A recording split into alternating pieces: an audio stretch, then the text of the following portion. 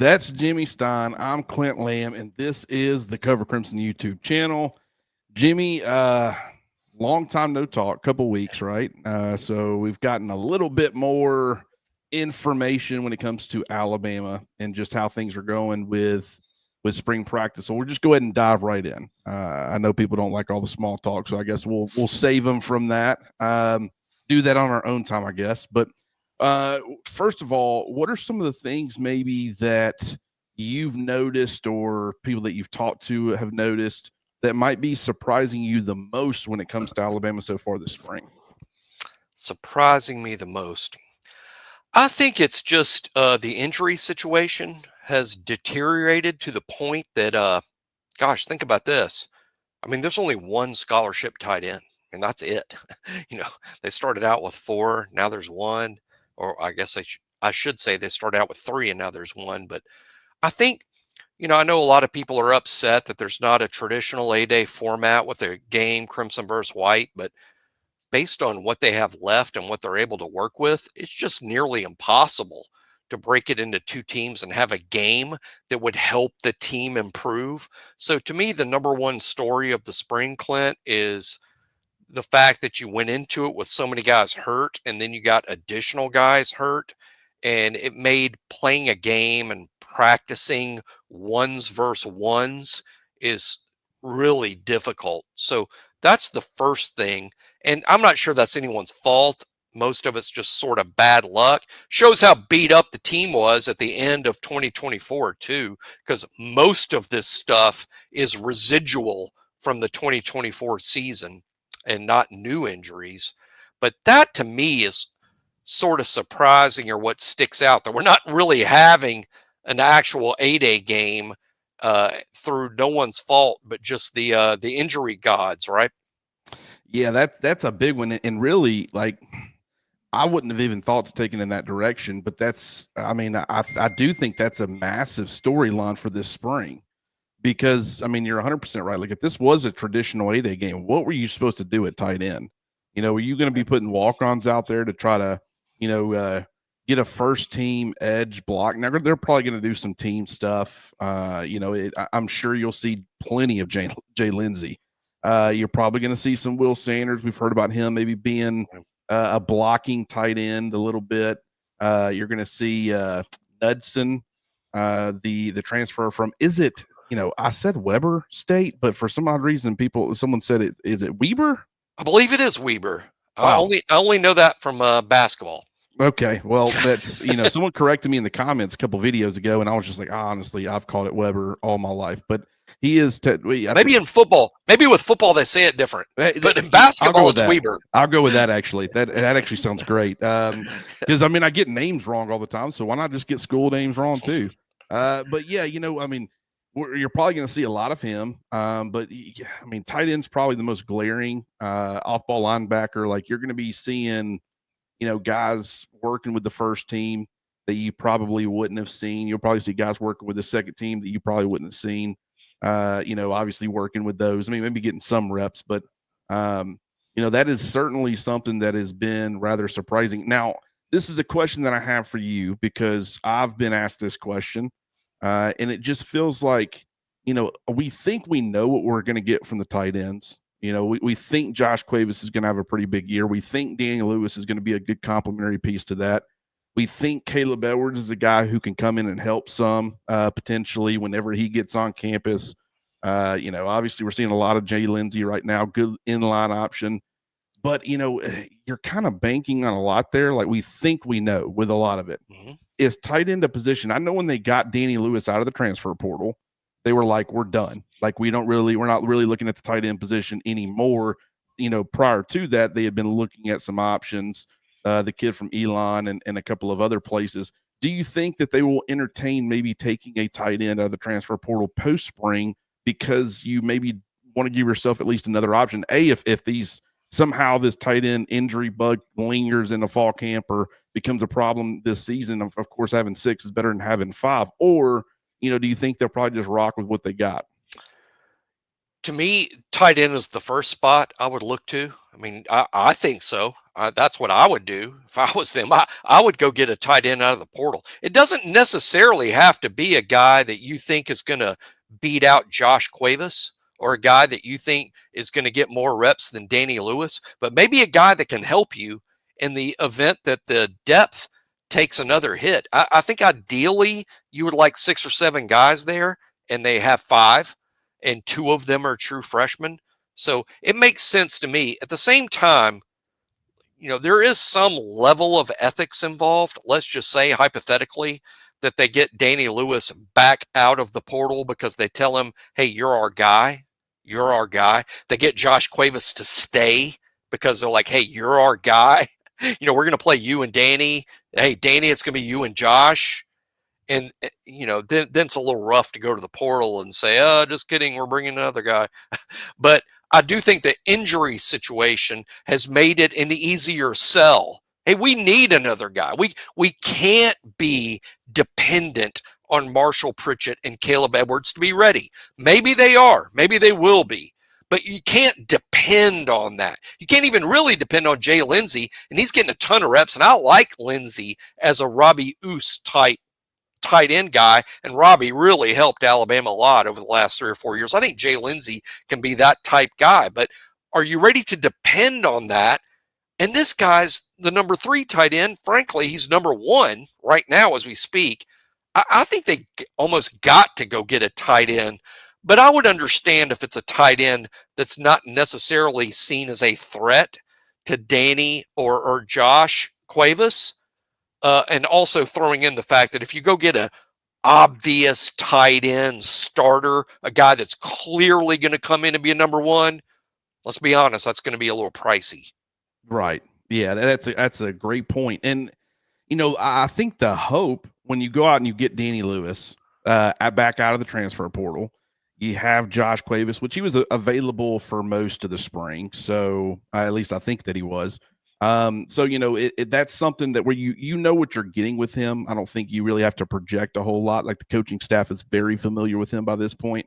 But I think this spring was supposed to be really the Danny Lewis trial. Like, I mean, you're expecting to get something. So if you wouldn't have gotten it this spring, then you probably need to go to the transfer portal. Like that's something that Nick Saban in the quarterback battle a couple of years ago, like you kind of after A-Day, you could just tell in some of the things that he was saying and how he was saying it.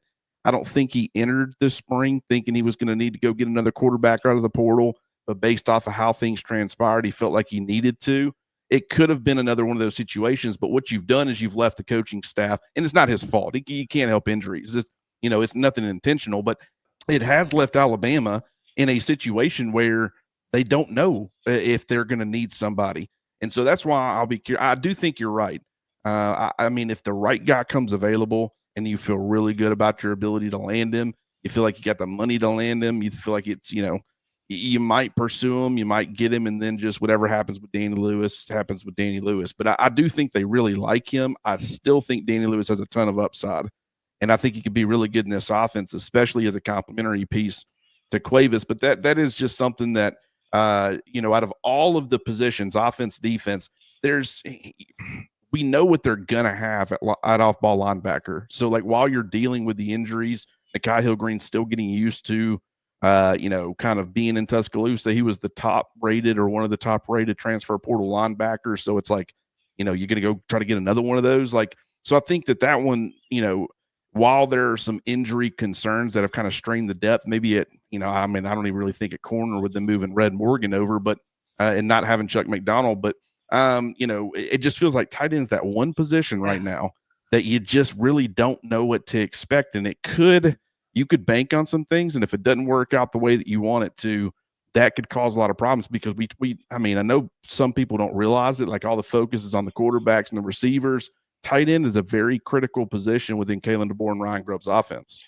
I couldn't agree more that there's not another position on the team that there feels like some urgency where Alabama might need a little help. And again, the help is not at, hey, we need a starter against Florida State. I mean, I think, we don't know, but I think Danny Lewis could handle that. I think Josh Cuevas could handle that. And I think Jay Lindsey can help you off the bench when you need another blocker. but gosh, that just seems so thin. And this spring demonstrated that it's really thin. Because you can't just put yourself in a position where you're like, we got 2 true freshmen coming in, they'll be fine. No one thinks that way. I mean, you've got to put some guys you can trust, and to me, it's just you need a veteran, you need an older kid, you need someone that again doesn't necessarily have to root Danny Lewis and Josh Cuevas out of their spots, but someone you can throw into the mix. Maybe a guy that can play some Y, a guy that can play some H, a guy that's played in games, in college football, who's going to be able to learn things quickly. There's another element to this, Clint. If you're bringing in somebody in the spring and you want them to help you in the fall, they've got to be able to learn it quickly. An older kid can do that. An older kid that's been around, has heard the language, that can immediately understand that, hey, that what was brown is now yellow, what was green is now red, what was now blue is now black. Some guy that can understand the offense quickly, that's going to be an older kid, even if it's an FCS guy, even if it's a guy from a non-power forward type situation. But I love the idea of adding an affordable tight end that can help or aid Danny Lewis and Josh Cuevas. Doesn't necessarily have to be an A-list guy. That would be nice. But again, if you go to the spring portal because you need an immediate starter, bring your checkbook. Yeah, that's that's right. I mean, because that's where a lot of the desperation's happening. I think that's really where you trust the coaching staff's evaluation. If you can go out and get like a Cam Howard caliber guy, like that style of Yeah. player, where you feel like you need a little bit more at a certain position. He's not really expecting to come in and be a top of the depth chart kind of guy, but if you really had to work your way down to him, I mean, he had some experience at Charlotte. Had started quite a few, the entire previous season as a redshirt freshman. So like someone like that would be fantastic. But even if it's like a guy who's really working as a grad, or a redshirt senior, like a 5th-year guy, 4th-year guy, it's someone that's not going to have much eligibility, like 1 year. That's totally fine. But I agree with you because I mean, if you would have gone back to 2021, spring of 2021, and told Nick Saban, or really if you would have had the injury woes at running back like they did in the fall and the spring, my guess is Nick Saban probably would have tried to add another running back to that room, even though you would expect a lot of those guys to be healthy prior to the start of the season. You're still just seeing it so depleted and understanding how quickly it can get away from you. I mean, I feel like it. Yeah, they definitely need to add somebody. As far as surprises for me, from a player standpoint, I do feel like, has Dijon Lee not been a little bit surprising to you? I mean, to an extent, like he's a 5-star talent. He's a guy who, it's like, yeah, I think everybody was kind of penciling him in as like cornerback 4 because you knew he probably wasn't going to start over the 2 returning starters. And Cam Calhoun's a guy the staff feels good about. He's a really good player. But it's like, after him, there was, I mean, Red Morgan at the time wasn't playing corner. Chuck McDonald is, we all like his talent, but him compared to Dijon Lee, cornerback 4 felt very safe. And it was like, I mean, that cornerback 4 could end up playing, especially if you have injuries hit, which Alabama has in recent years at that position. But I mean, seeing what he's doing, I'm not saying he's going to take Xavier Brown or Damani Jackson's starting spot. I'm not saying that, but I'm saying that it's as uneasy as I've felt about something like that happening, meaning, uneasy might not be the word, but just I'm not as confident in that statement as I would have been 2 weeks ago. I mean, are you surprised by his development? Yes, that it's been this quick, and I'll name a name here. I think we all expect Damani Jackson and Xavier Brown to be the starting corners. I think that's what we expect to happen because they're returning and they were good players last year. I thought based on what they did in the portal that Cam Calhoun would be cornerback number 3 or better because heck, we got Pro Football Focus this week saying this is one of the best 10 cornerbacks returning in college football.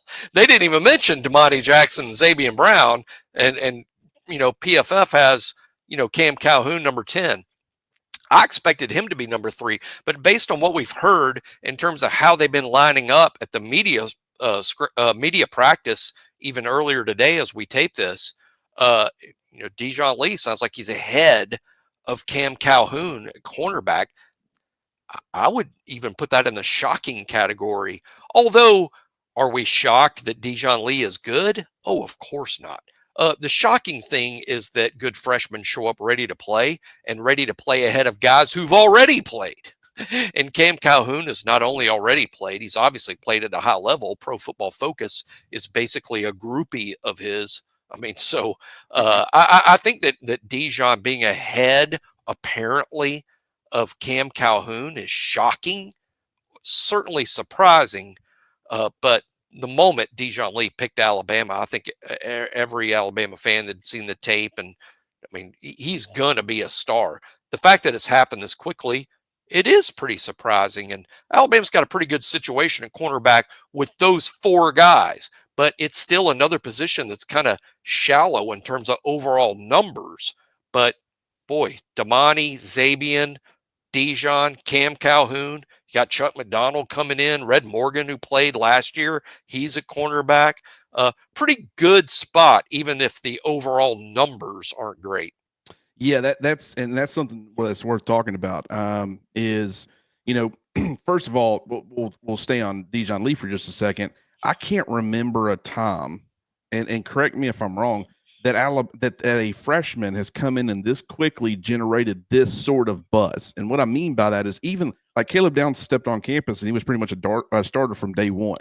But it was like I don't know that he created this kind of buzz. I mean, all of the turnover worthy plays. He's forcing fumbles, getting fumble recoveries, he's getting sacks, he's getting interceptions, he's breaking up passes. It seems like every time they're posting a clip or a montage of clips on social media, Dijon Lee's in there making a play somewhere. I mean, and there's some play he's giving up some plays too.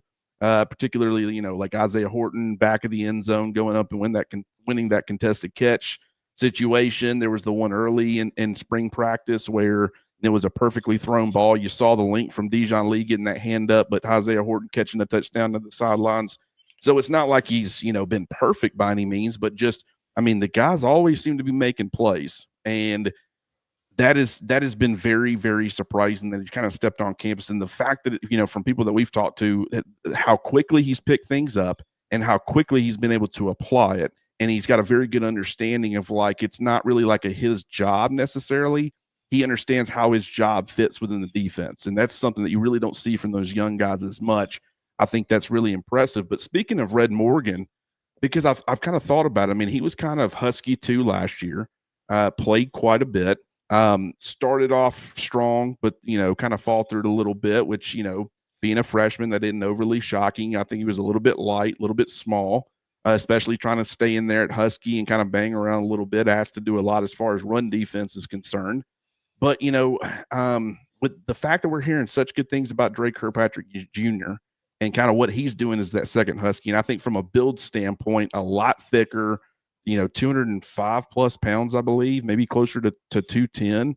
A little bit short statured. Like, I mean, we talk about how much of a problem King Mack was against Tennessee at the end of that game with the lack of height, and Chris Brazzell there in the slot that ended up being a touchdown, a game-winning touchdown for Tennessee. But thinking about Red Morgan and just the fact that they're getting effective play at Husky right now, if you really need to, like, we might be talking about, okay, how do we get Zay Mincy into this mix as far as, starting? I mean, can he play Husky? I mean, I don't know if they'll ask Dijon Lee to move inside as a freshman after he's been spending all of his time learning perimeter corner. But, Red Morgan, with the way things are kind of working out, I mean, I'm starting to think it's possible that Red Morgan could end up sticking as an outside corner rather than moving back to Husky or safety.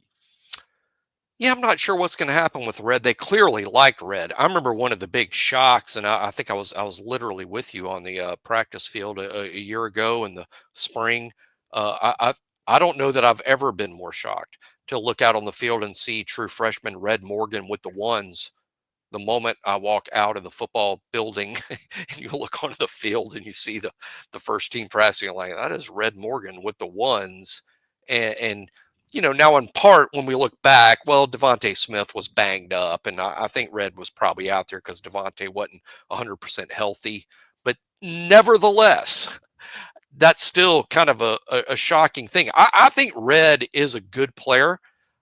coming out of a big program like Central Phoenix City. He was ready to play quickly. Not many freshmen are, but I think when you play in a 7A program at that level and you're practicing against that level of player and you're playing against that level of player on Friday nights, I think Red Morgan was more ready than most to get out there.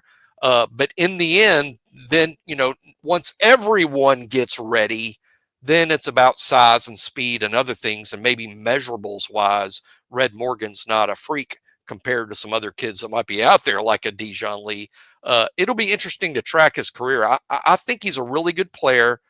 I think finding a spot for him is interesting because he can play safety. He can play corner. He's clearly a guy that can play Husky. But gosh, Alabama recruits at such a high level. I think it's always going to be difficult for him to get in the starting lineup. But it's invaluable to have a, first of all, special teams kid who can play multiple spots. Because when you got a guy back there that can play multiple spots, and you get a couple of sprained ankles in one game, all of a sudden you are thankful to the heavens that you have a Red Morgan that can maybe bail you out, in those type situations. But I do think getting back into a starting lineup might be sort of difficult for him based on the fact that you're Alabama and you can sign literal freaks like Dijon Lee, who's a freak. And I mean that as a compliment, obviously. A 6'4" true freshman cornerback. Sort of tough to win a spot. Yeah, and that's I think you hit on the key difference there between because some people might say, okay, is Dijon Lee this year's version of Red Morgan, where he's out there with the ones, but really it's mostly due to a guy who's currently out, and then he comes back, and then you end up seeing some Dijon Lee, but maybe not as much as you were anticipating based off of what was going on in the spring. I mean, granted, I do think that is possible if Xavier Brown and Damani Jackson ends up being the two starters. Dijon Lee will end up being a rotational piece like Red Morgan was, but I think he's going to see a lot more snaps. And the freak aspect of it, Red had a lot to overcome as far as size deficiency. He doesn't really make up for it by being any sort of burner or having elite athleticism. He's just a guy who kind of he does everything well. He's just a little bit undersized right now, and that allows him to kind of get bullied at times. But he's continuing to work and get stronger and get that taken care of as far as the weight room. So, yeah, I mean, I think he's a really good player to have. I think he's a great piece, depth piece for Alabama. I just, I'll be curious to see where he ends up fitting in. Another, I guess you call it a group of guys that are, surprising me. I think if you've got Hill as your last name, I feel like you're doing really well in Tuscaloosa. Daniel Hill has been a pleasant surprise. Edric Hill has been a pleasant surprise. Justin Hill's making noise. We'll go ahead and throw Nakai Hillgreen in there. I mean, it's it's not his last name, but I feel like it's a really good time to have the last name Hill in Tuscaloosa. Yeah, all those guys, man, I'm stealing that, by the way. I'm going to use this. I'm going to use this on Locked On. That is great. I think from what I've heard, Daniel Hill getting a lot of reps with the ones and the scrimmage the other day, bit of a surprise, right? Edric Hill isn't really surprising me, being what amounts to the third defensive tackle. But now we go from Edric Hill being a depth guy to being a significant player. That's definitely happening with Justin Hill. To me, he's one of the more interesting guys on the whole roster in the sense that people always ask, okay, what true freshmen are going to make an impact? The first thing I look at is opportunity. Okay, where does Alabama not have a guy? Where does Alabama need help? We talked about tight end as a great place in terms of where Alabama might be looking at the portal. There's an opportunity for a true freshman. Hey, if Marshall Pritchett or Caleb Edwards is a badass, to use a better, hey, this is a good time. This is a good time because there is an opportunity there for those guys. So that's the first thing you look for.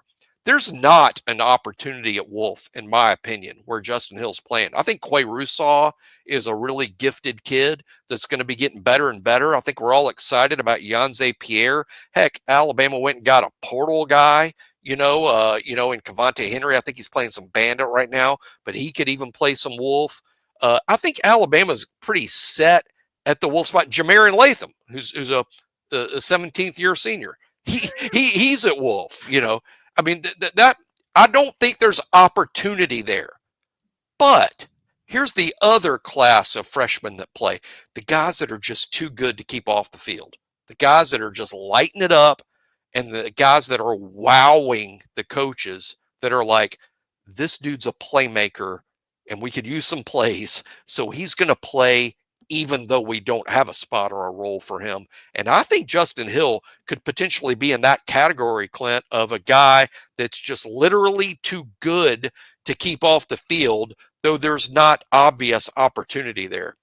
That 100% correct. And Edric Hill to me, I'm surprised by him in the sense of like, and we, by the way, Jeremiah Beeman's in there too. I just wanted to throw that thing out there with the Hills, but both of the second team, quote unquote, interior defensive linemen, like we felt pretty good about what those guys could be, but a lot of uncertainty. You lose Damon Payne, you lose Tim Smith. Obviously, you lost Jaheim Otis early, last year. Like you had lost some bodies in that room. And when you look at like London Simmons, you look at Stephen Momoa, it felt like that maybe the replacements as far as, you would have to rely on the guys who are already on the roster to kind of step up into those spots.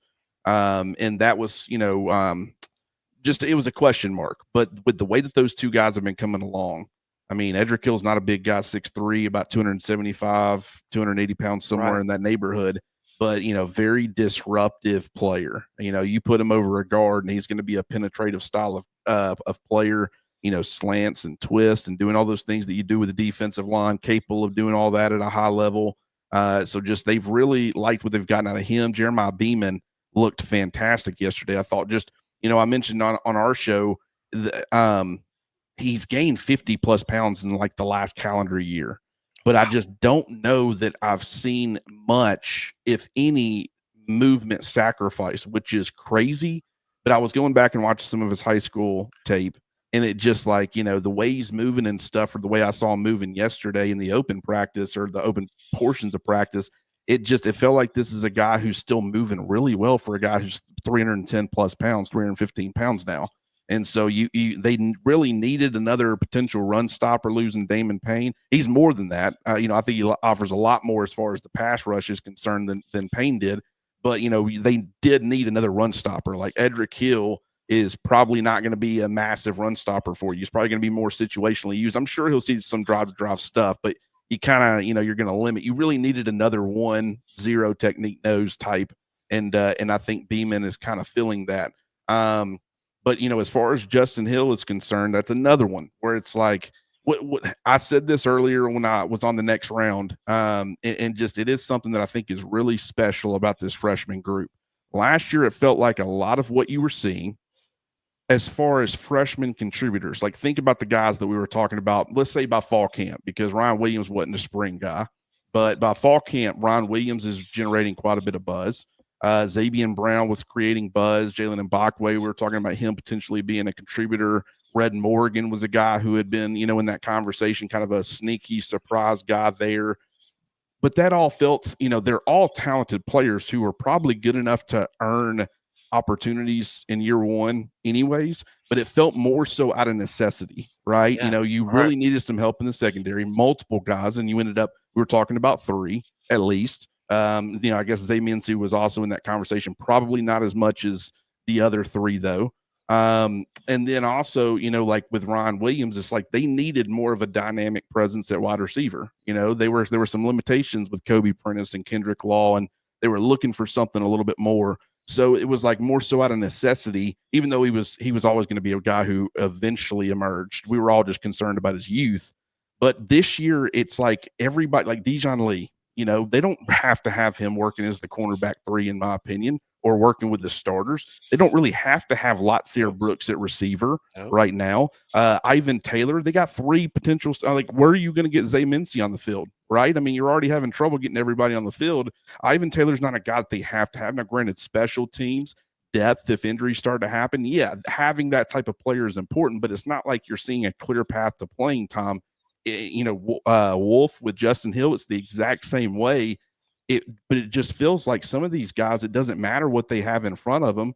They're kind of taking the bull by the horns. And, I think that speaks volumes for this freshman class compared to maybe some of the other freshman class that Alabama's had in recent years. It's good news for Alabama fans that there's not this obvious need for impact guys. I mean, and a year ago there was, because so many players let's be honest, so many players left after the Saban transition, and you sort of needed some new guys to step in. This year, there just feels like there's a little more stability where there's not that obvious need. Now, I know everyone wants to upgrade, right? And Alabama could upgrade. And I don't care almost what position you're talking about. There's going to be somebody out there that can upgrade what you have, but that's tremendously expensive. But the good news for Alabama fans, it's not really necessary. I mean, you like what you've got at most spots. So the freshmen that are going to play are guys that are just too good to keep off the field, the guys that have just impressed them to the point that you've got to stick them out there. And a huge difference from the Saban era to the DeBoer era has been obviously Kane Womack, and whether it's Nick Sheridan and now it'll be Ryan Grubb. Uh, They'll play more players. They want to play more players. Saban, I think, had a very NFL mentality about how he substituted. The starters were the starters, except at places where you clearly had to rotate players, like defensive line and wide receiver. Seems to me Womack and DeBoer specifically like to play more players, and I think that's showing up at a good time because you're playing more games, with the Sure. college football playoff that you're hoping to be a part of. You're playing more games, and maybe they're showing up at a good time in that sense. But between freshmen that are showing up and earning spots, even though there's not necessarily spots, and having to play more games, it's probably going to work out pretty well. But I'm with you, Clint, that I don't see opportunities. I don't see places where Alabama is desperate for help. I think, again, in the transfer portal, I think largely you're looking for depth, and you're not necessarily looking for that spring starter because you have a glaring hole. Now, that doesn't mean you have an All-American at every position, but again, if you're going in the spring portal to find All-Americans, like I said, bring the checkbook, put out a mortgage on Denny Chimes. I mean, you're gonna need some money if you want an All-American out of the portal in the spring. Yeah, and the point about playing more games, we talk about the transfer portal. Like a lot of this feels like it's like it's definitely beneficial from a transfer portal perspective that you're playing more guys. If they're playing and contributing, they might want more reps and stuff, but at least you can kind of sell them on, hey, you're out there, you're making big plays, you're making an impact.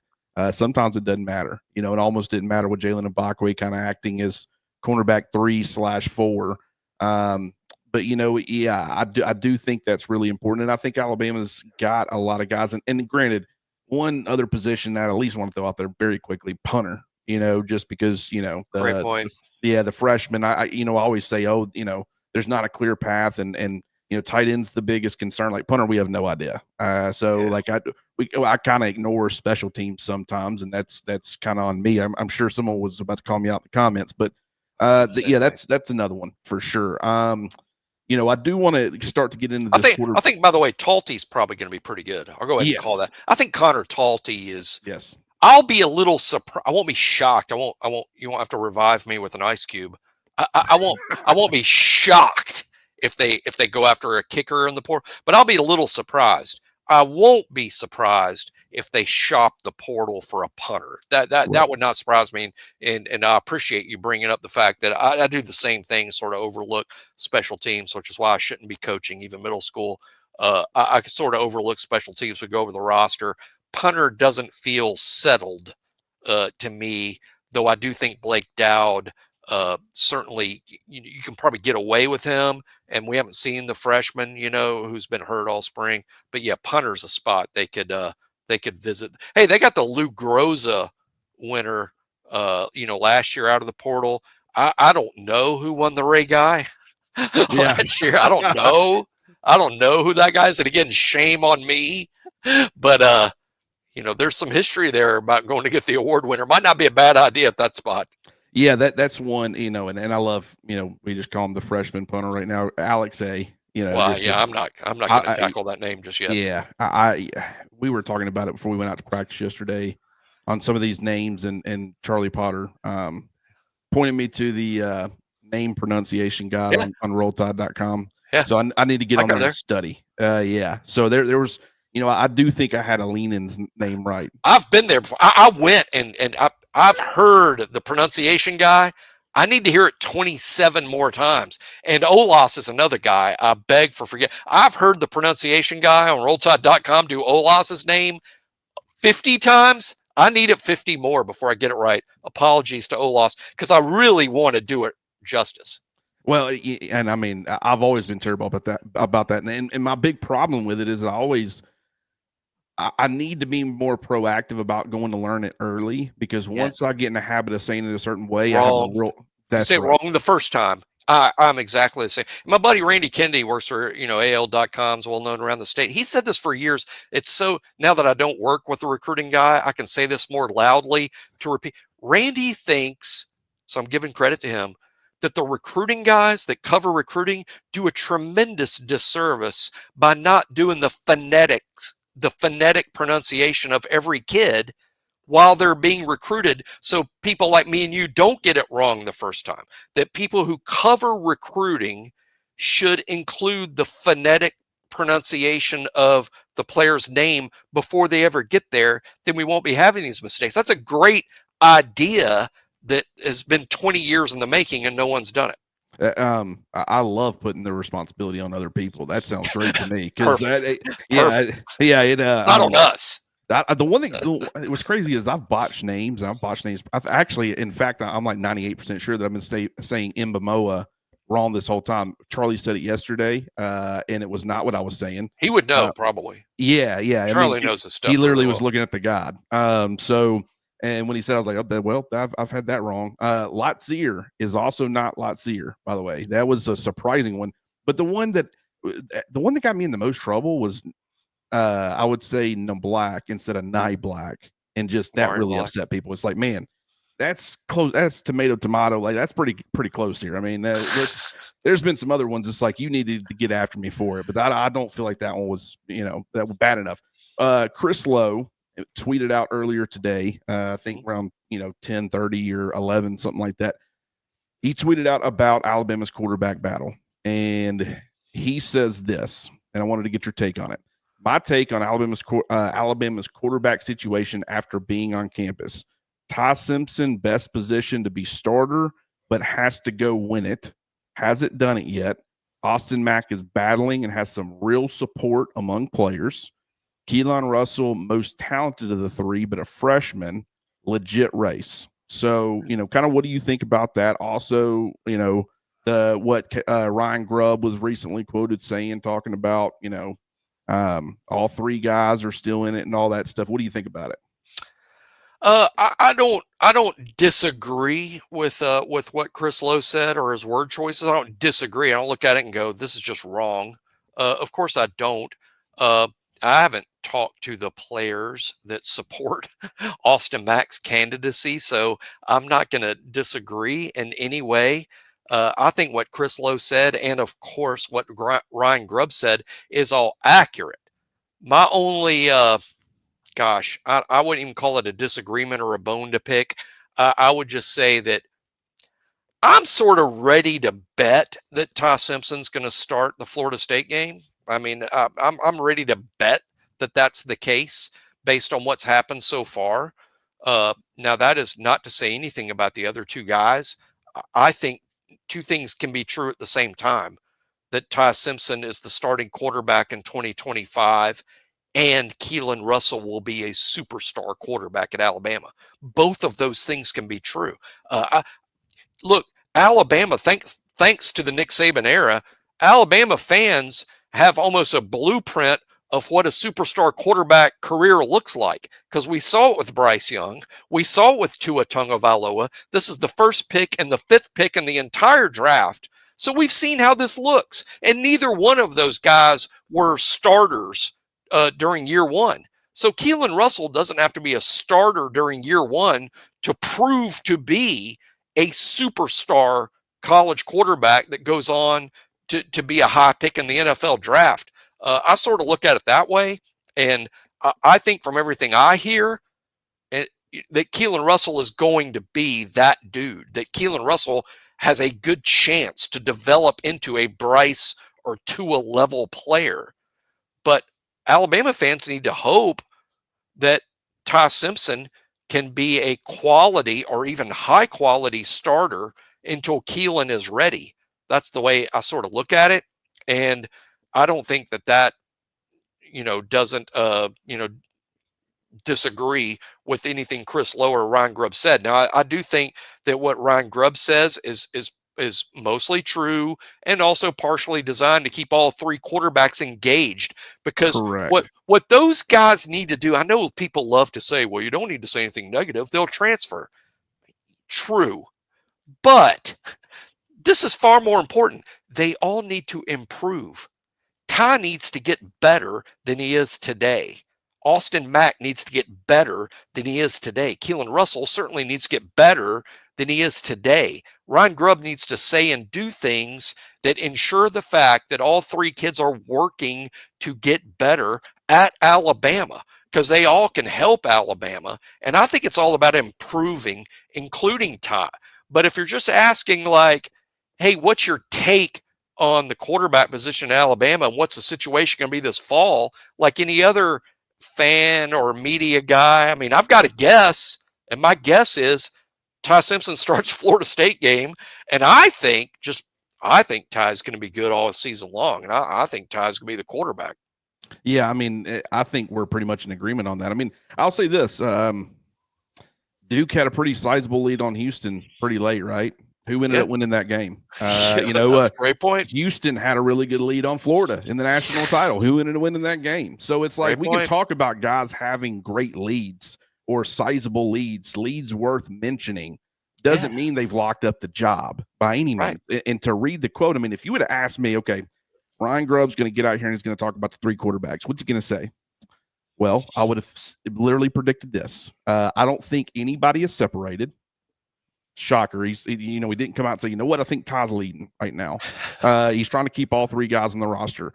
They're all playing good, but they're not playing great yet. So, it's like you're not wanting to shake the confidence of any of these guys, but you're also saying, you don't want them getting complacent in how they're playing.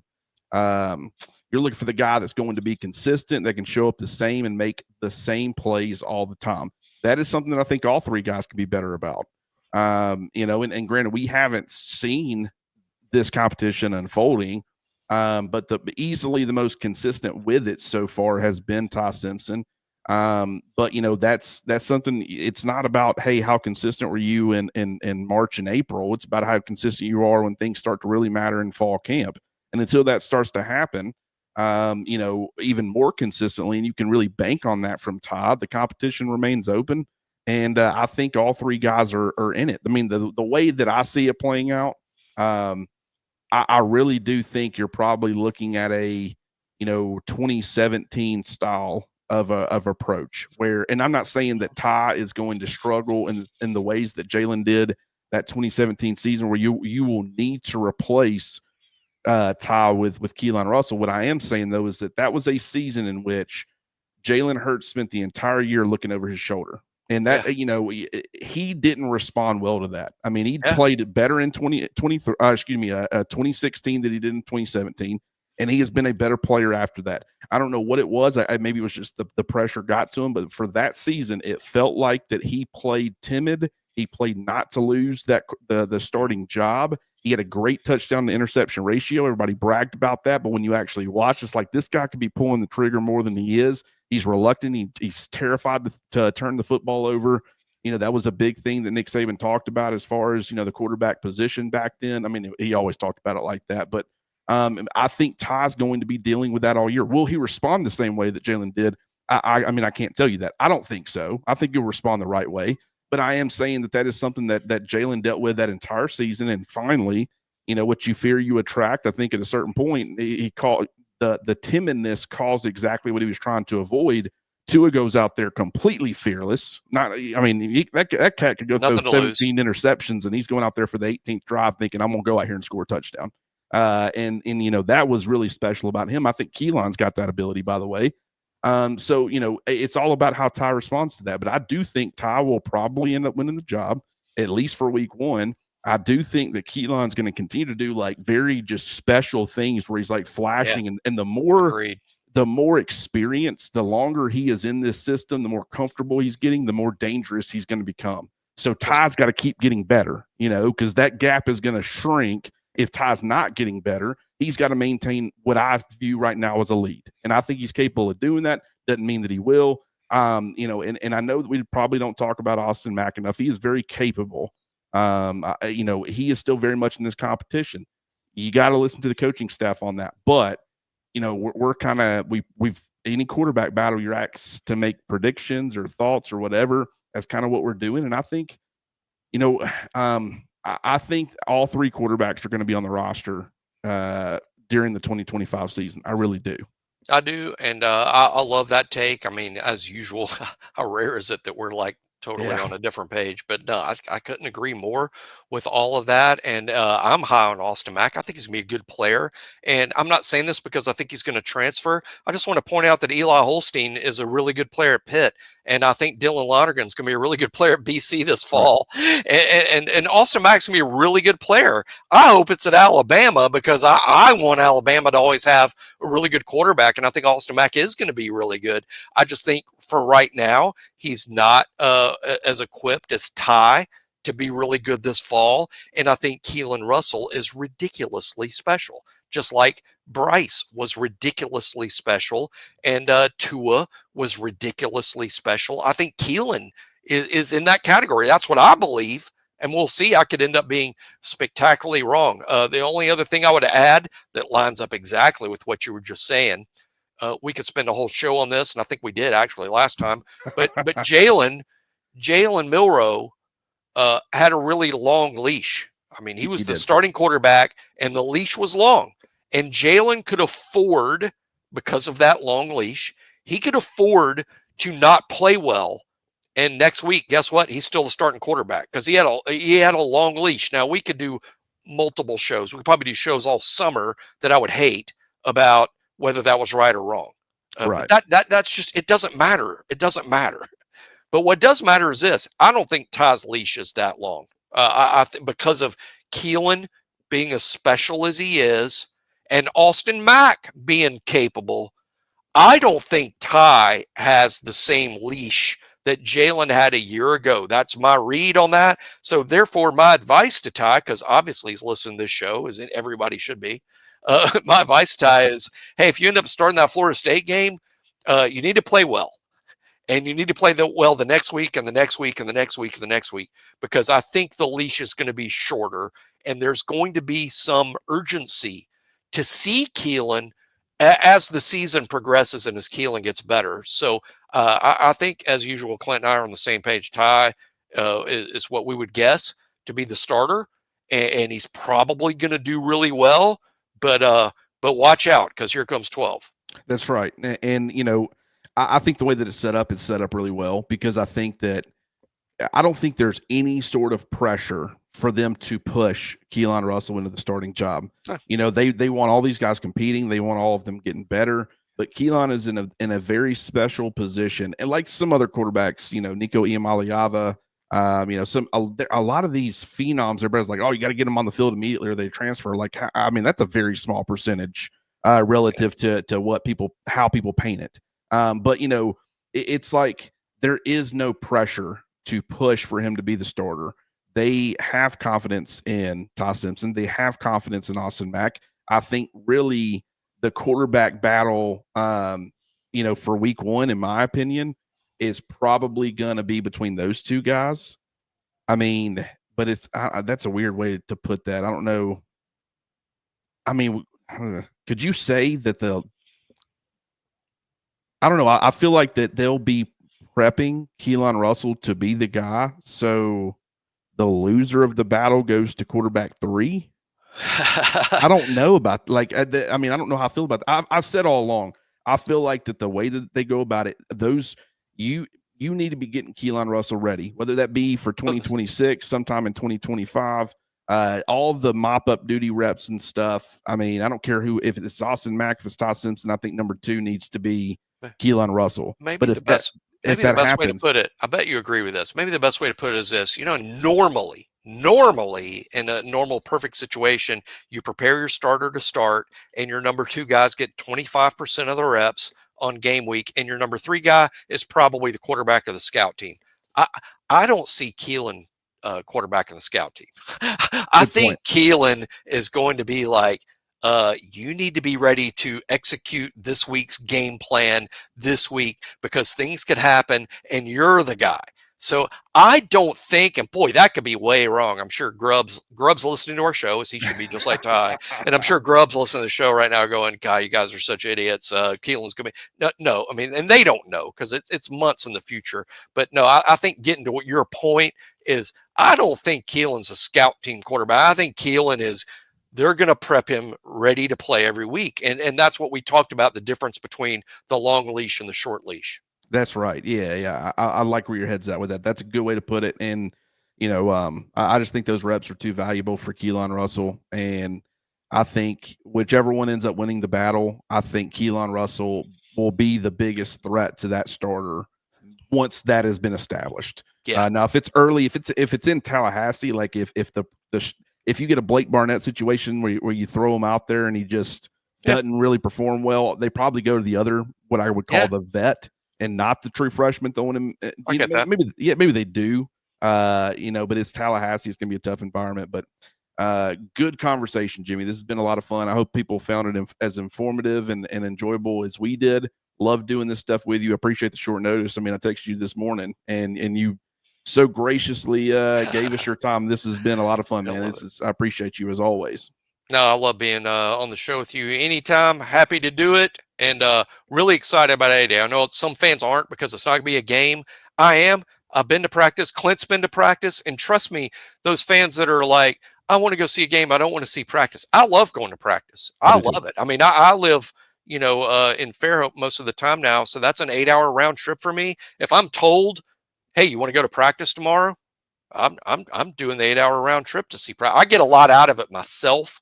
But I get that some are disappointed. Games are easier and more fun to watch. But I hope all Alabama fans show up for this. I'm eager to see practice on Saturday. Yeah, and I mean, I think you can probably. What I like about the 11 on 11 work is that it's bird's eye view where you can kind of see, okay, where's certain guys lining up. They're not going to reveal a ton from that, but at least get an idea. Like, is Justin Hill, how often is he playing off the ball? How does he look playing off the ball? Like, I like seeing that kind of stuff. And I do think we get a little bit of that. But I think when you combine that, where we can kind of get a look at that aspect of it on top of what I think we're going to get as far as, they're talking about potentially some one-on-one reps, offensive line, defensive line, wide receiver, defensive backs. I can tell you way more about who's doing well and who ain't from that type of thing in full pads.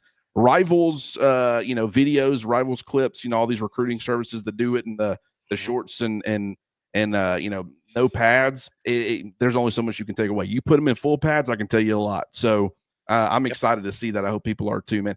Jimmy, once again, I appreciate you so much, brother, and we will have to do this again soon. Looking forward to it.